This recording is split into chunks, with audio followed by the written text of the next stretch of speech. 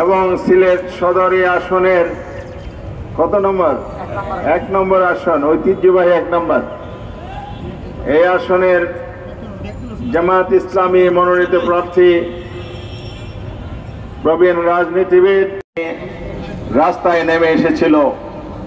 তাকে যখন প্রশ্ন করা হলো যে আপনি এই দুধের শিশু নিয়ে কেন এসেছেন রাস্তায়, তিনি বললেন, আমার তো বড় সন্তান নেই, যেটা আসে তাকে নিয়ে আমি রাজপথে এসেছি, কারণ আমাদের সন্তানদেরকে নির্বিচারে গুলি করা হচ্ছে, আমি এই সন্তান নিয়ে আর বেঁচে থেকে লাভ। এইভাবে মানুষ রাস্তায় নেমেছিল কেন?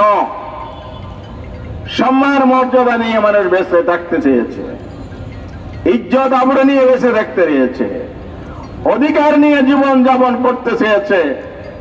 একটি স্বাধীন বাংলাদেশের মানুষ যখন এভাবে বন্দী হয়ে গেছিল, তখন সর্বশক্তি দিয়ে তারা আন্দোলনের মাধ্যমে দানবীয় শক্তিকে বিতাড়িত করার সংগ্রামে লিপ্ত হয়েছিল। সেদিন সংস্কার না করা হচ্ছে জুলাই স্পিরিটকে প্রত্যাখ্যান করার শামিল। এই জন্য সরকারকে তার প্রতিশ্রুতি বাস্তবায়ন, জুলাই আকাঙ্ক্ষা বাস্তবায়ন, বাংলাদেশের জনগণের আকাঙ্ক্ষা বাস্তবায়নের জন্য অবিলম্বে জুলাই সনদের কার্যক্রম সমাপ্ত করতে হবে, আর জুলাই সনদকে আইনি ভিত্তি দিতে হবে। এই ঐতিহাসিক প্রোগ্রামে এসে উপস্থিত হয়েছেন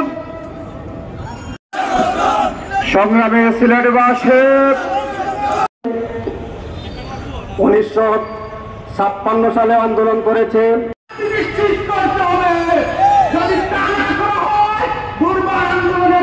প্রিয় ভাই সব, এই পাক ভারত উপমহাদেশের জনগণ,